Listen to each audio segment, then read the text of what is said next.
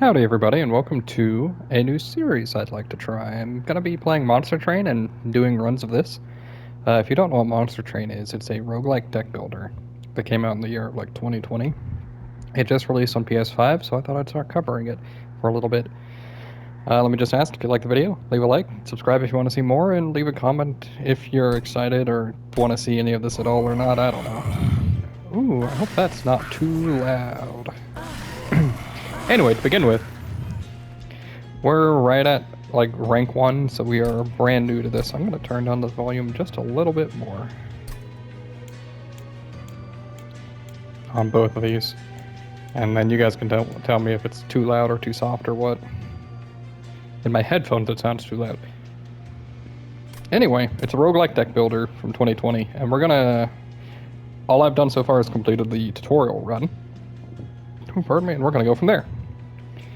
In this case, I think I'm gonna do Stygia and Guard Awoken. They're kind of a fun clan together, and it's all I have really, so we may as well. It's purple and green are the two clans that we have. So we're gonna be... Oh, we got random starting cards from Covenant 1, nice. We're Tethys.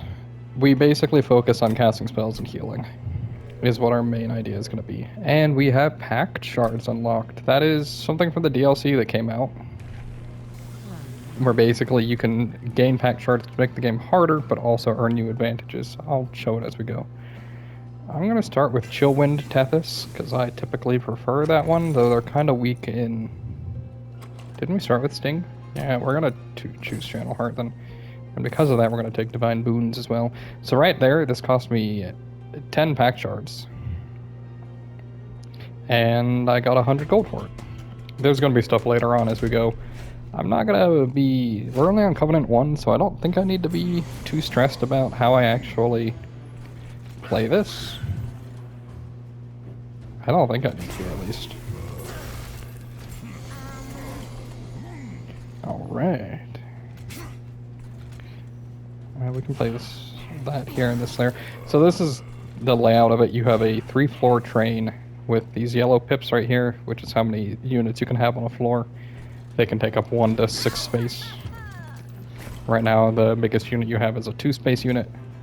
Oh, that's kind of sad. Oh. We'll go ahead and do this. Give Tethys a little bit of protection. We have... Oh, never mind. There we go. Alright. You end up with the starting cards that I had. We have started out incredibly powerful. On top of the fact that we started with the Sting Relic, which makes our Stings really strong for Fight 1. There we go. I definitely could have taken the trial there. Let's see, out of these three, I prefer Offering Token, but Energy Siphon is a spell.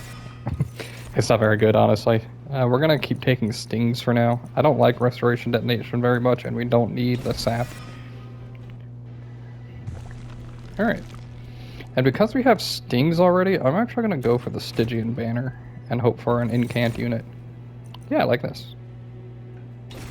And then, all we need is Multi-Strike and Incant Armor 2. Oh, there's Incant Armor 2. Alright, so we are incredibly powerful for the early game. Let's look ahead real quick and see what we've got. Temples all across the end. Wow. That's really good. We're going to take this forward then. And there we go. Lost Luggage gives you drawing to 10 cards on the first turn, which is going to be very good. And I think we can take Mark of Invasion. Spikes. It hurts, but it'll be okay. With drawing to 10 cards, we have a pretty good chance of hitting a good number of Stings and different pings as well. Yeah, so we're in no threat at all here. Yeah, we have Sting, and then we have the Oracle Crystallis. There we go. And we can use this to cycle through one more card. It doesn't really matter, I think, but it could make a difference. Alrighty. And as you can see, I'm getting bulk and damage with every spell I cast, and it's only gonna get crazier as we go forward. But like, our setup right now is so good. Sheesh.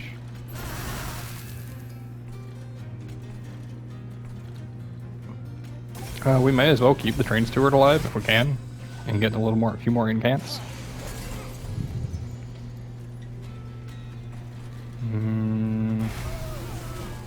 We're gonna try and keep this floor as healthy as possible. Yes, perfect.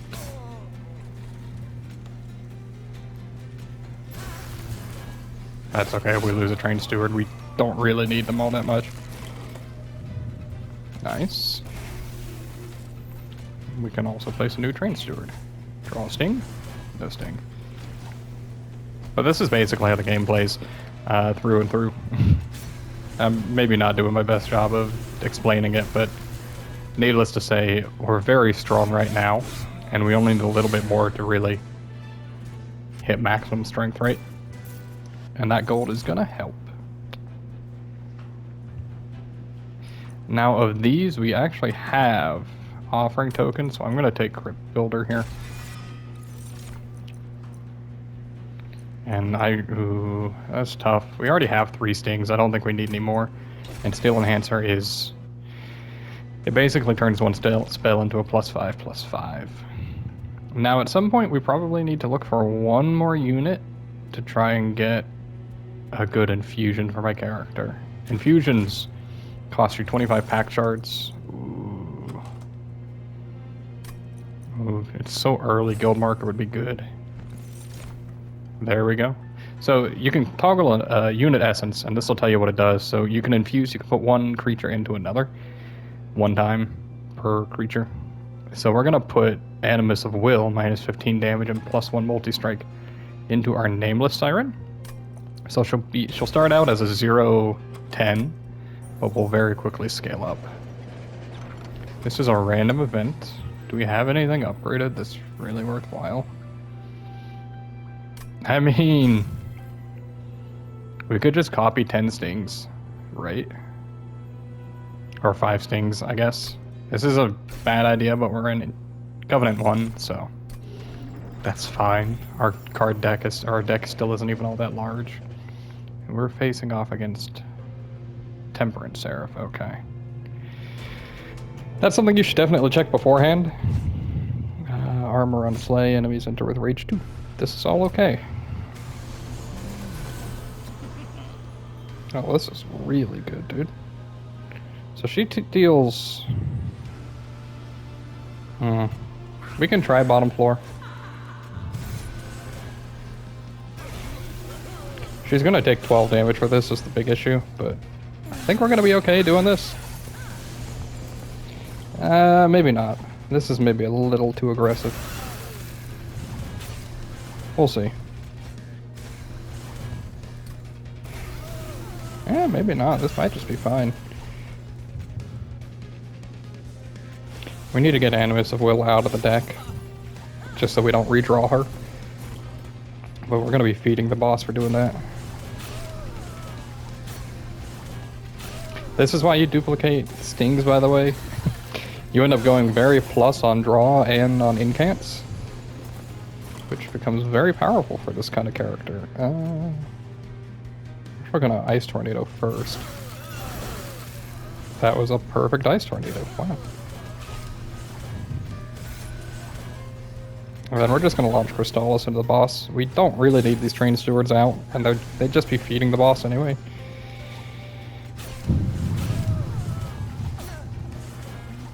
However, we are gonna put out in there, like that. We are incredibly high damage already. Yeah, we already win this, so there's combat preview on. It kind of tells you what's gonna happen next. That tells you exactly what's gonna happen when the round ends. Very handy, and clearly we win that. Yeah. She doesn't even get but one swing on us. None of these are really all that good. Like Spike of the Stygian, possibly. Actually, it's a free incant anyway. We may as well take it. We don't really need any of these. We could do Siren of the Sea instead, but I kind of like the one that we have. And then we'll just take draw power. Alright, so we got the proper unit. Ooh, but this has a Hellvent. When is our next Hellvent, actually? That is duplicate a card. It's right here, right for Arcus. Okay, we can do that then. Right now we want to focus on removing cards. And let's see, any of these? We don't really want any more units. We have tons of gold, by the way. And there's multi-strike. Wow.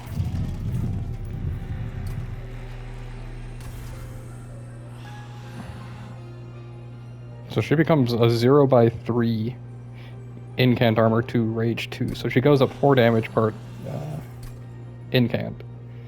And she scales up really fast. And then if we dupe her, it'll cost us 15, and then that'll conduit. We're gonna actually swap to conduit here. And that fixes all of our energy problems. Enemies enter with spell shield 2. That sounds kind of terrible, huh? We don't need the gold anyway.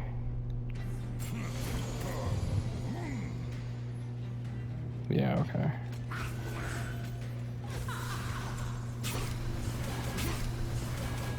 Oh yeah. I mean, like, we're going up. We go up 12 damage at a time off of this. We're gonna draw 1, discard. There we go. So we're already up to... So we lost 5 attack to gain 1 more multi-strike, which turns out to be massive for us. I should have checked to make sure I could actually cast this and kill him. Oh well. What we should be doing instead... Oh, here we go. So these are the first infused enemies we've had. Basically, as you gain pack charts, enemies like this show up. They're extra strong. Not really a match at all for us still. Like, they're not at all dangerous.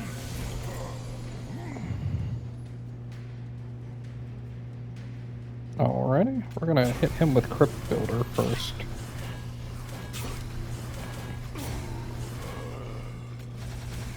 We'll actually play out our Train Steward. Yeah, we should be playing those out, honestly.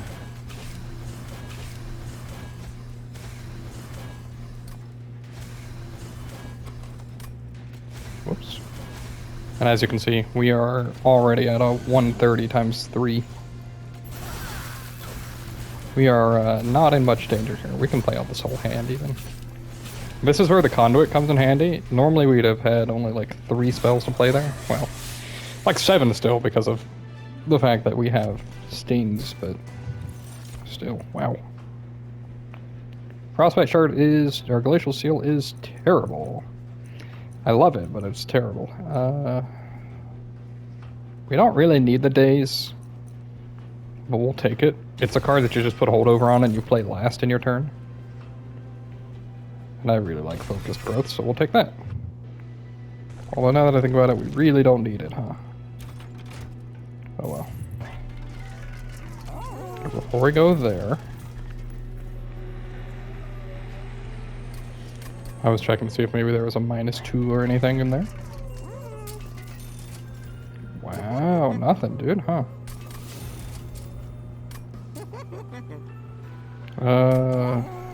None of those really matter. Is there plus 30? Like, we could do this, so it deals 151 damage, 155 damage, I guess.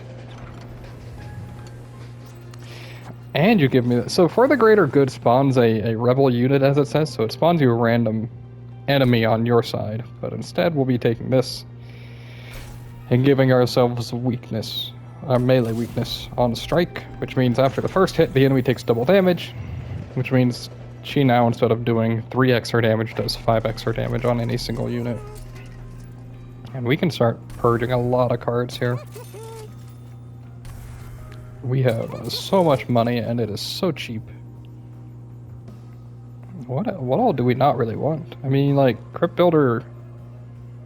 I think I don't need Focused Growth, honestly. And then we're gonna get rid of 1 Restore. And now, Crystal Cloak. That shouldn't matter here, but we're now gonna spawn with 15 armor. We don't need the gold anyway. Crystal Cloak has stealth, is her gimmick. We're gonna play on top floor because of that. So basically, she's immune to damage for the first... Right. For the first, like, however many turns. It depends on how much stealth she has. We're just gonna start incanting. It'll probably be like 6 to 8 turns. You really don't need to worry too much about that. We'll just keep incanting for now.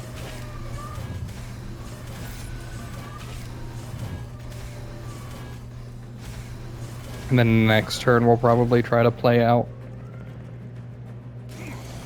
some cards on that floor so that they aren't too strong.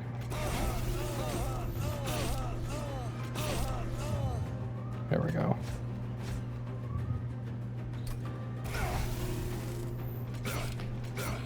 Yeah, and then we'll play the rest up here.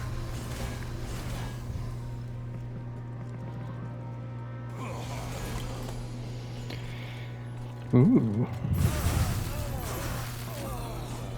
I don't really need to be doing that, by the way. I should just be incanting on the top floor.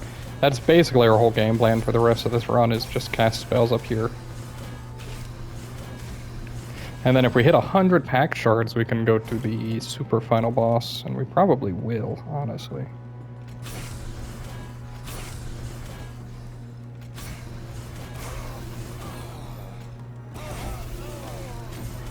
Oh, I didn't even see we had offering token in hand. Whoops. We even got to play the Crypt Builder twice. Amazing. So yeah, she has 8 stealth, so we've got to survive that many turns before we can even deal damage to her. I don't think we're in any danger, just because we have... Let's see, she does 13. Ooh, 13 times 8. Sheesh. This might be a little bit close. We could make it 15 times 8. Probably shouldn't, but I really wanted to hit this frontmost unit.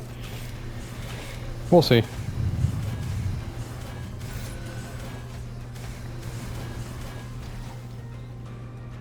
So we have to have 120 health, and we have just enough. 105 health. Oh right, she's only down to 6 because we've wasted 2 turns of her climbing up here. Totally my plan. Alright. There you go. See? And then as soon as she reaches there, she just blows up. We don't really need another Frenzied Swarm. These are consumes, which is nice, but we don't really need them. I think we're just good to not like add anything else to this deck. And now we're going to go over here for removals and a duplication. Ooh! Spells getting an extra slot even really help us, though. It could be fun, and I hate the other one, so... Here, now we can check to see if there's another plus 30. There's not, but there is a minus 2, which doesn't matter. We can, however, intrinsic that, and if we see holdover, that'll be very nice. We don't really need the restores, because we're running armor anyway. The smaller the deck that you have, the better, unless you're fighting off against one specific final boss. But we're not fighting off against them, so we're okay. And now we have 2 of the units. Which one is this? Apply Daze 1 to your units. That's okay, honestly. We're still going for this, just because we have damaging spells and stuff anyway. I mean, we may as well, right?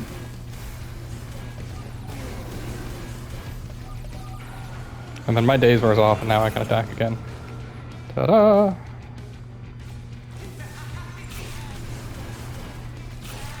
Alright, we're gonna turn it up to maximum speed, because that affects those as well. And having to sit through those incants gets really long if you don't do it like this. And honestly, we can just play it all anyway. So we're now looking for a holdover on Frenzied Swarm, but beyond that, we are solved for this run. Sure. We're not in any danger of dying. We do a lot of scaling. It's hard to get much stronger than this this early. Like, I know it just looks like I'm just hitting buttons, but that's really all I am doing, so.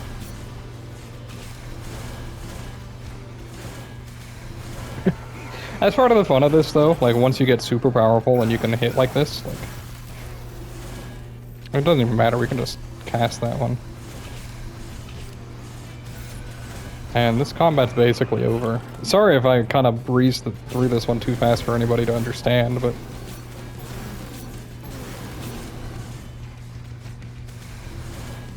Like, look at that. If we'd had Frenzied Form, we would have taken 0 damage, but we do so much damage. We don't need any of these either. These, every time you beat one of the main bosses, you get a rare card draft. So you get 2 rare card drafts. We don't even need, like, Ursul's Compound or anything. We don't need any of this. We're looking for a holdover, and if we go one more anyway, yeah, we're gonna go over to the left. There's holdover. Do we really need to -1 anything? I guess Spike of the Stygian. Permafrost doesn't matter, because we will always be discarding our hand anyway. I guess we'd do -1 on that. Hold on. Let's see what we got here. You know, I'm just wanting to go up in power anyway, so let's do it. And then we can remove Frozen Lances, honestly. And then we'll go for Conduit 2. So we're at 105 pack shards, which means we will be seeing the super final boss of the divinity himself. Yeah, we are fine doing this, I think, honestly. Let's see if we are way in over our heads by doing that. I'm gonna say not. Not only that, we have stun. Yeah, okay, so we can actually build. We'll build second floor here, which is normally not much of an option. We could have just built bottom floor, honestly. Yeah, we'll do it anyway, it's whatever.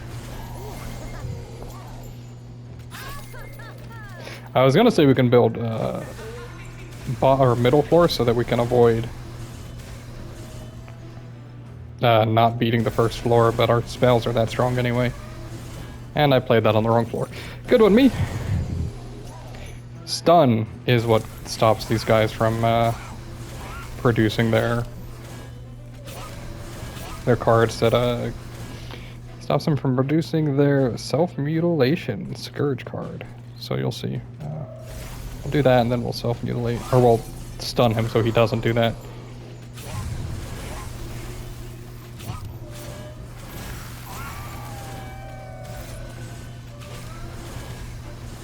The only thing I'm curious about is if we're going to see one more plus 30 power. I would like that. It's completely overkill and unnecessary, but it'd be fun to have a 91 times 5 damage spell, you know?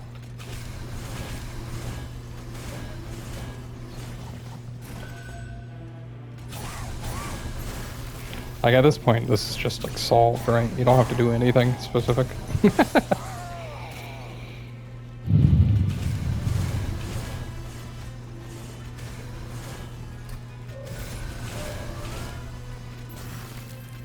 Like even that does 305 damage.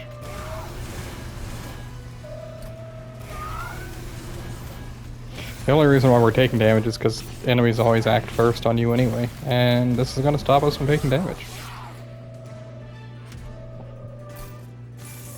Now we're rich.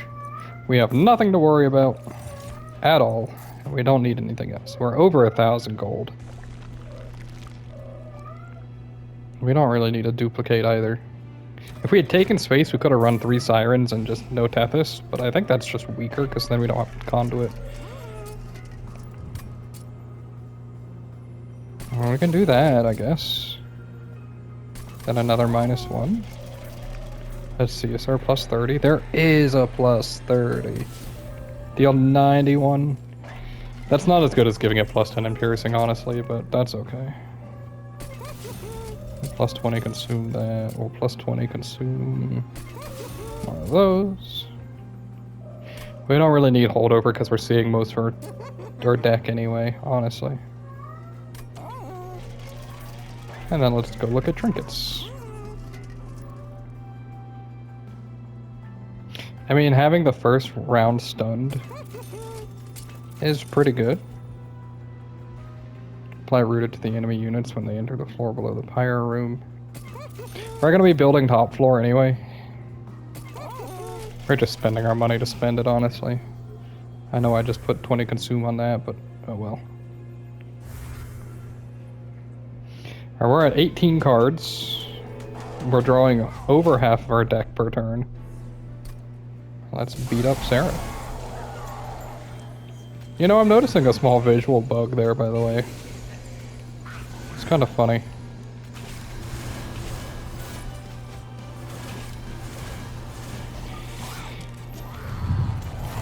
Yeah, we're like completely safe here. Everything costs 0? Sweet. He now has 40 frostbite already. And we'll just hit him for, you know, a good 500 damage. You know, we're gonna pre-relentless him, I think.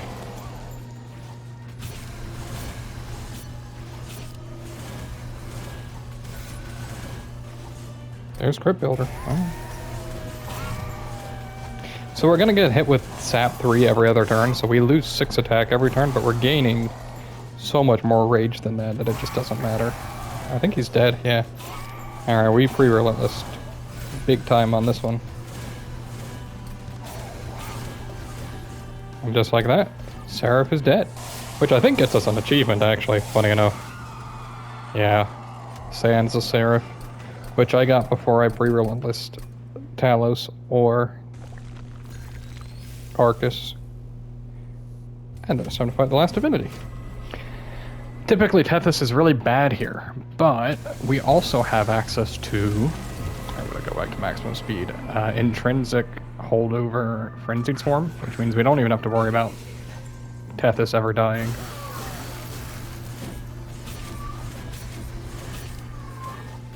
Not to mention the fact that we also have this Sap 630 Frostbite, so he won't do any damage this first turn anyway, even if he could. And then from here, we probably just win. Even though it doesn't look like, it'll probably not look like it on any wave at first, like it looks like we'll probably be dying. But we'll be fine every single time, I can guarantee that. And after next turn, he's going to start doing damage again, but that's not a big deal. Let's see. Crypt Builder. And then you stun them all and nobody does damage to you. Just like that. The first boss of the game can show up here. Didn't stand a chance. And then we win next turn. Even without playing anything, we won this turn already. There you go. Now this was only Covenant 1, so it's built to be quite a bit easier. There's 25 Covenants to rank up through.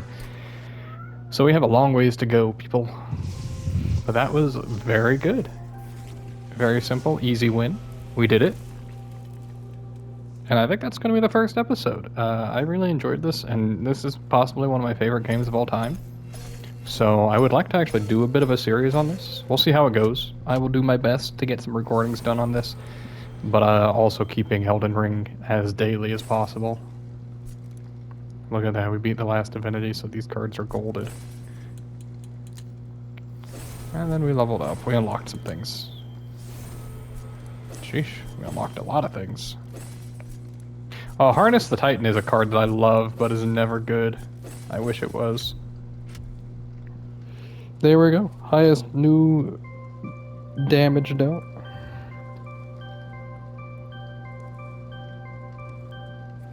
What a satisfying noise.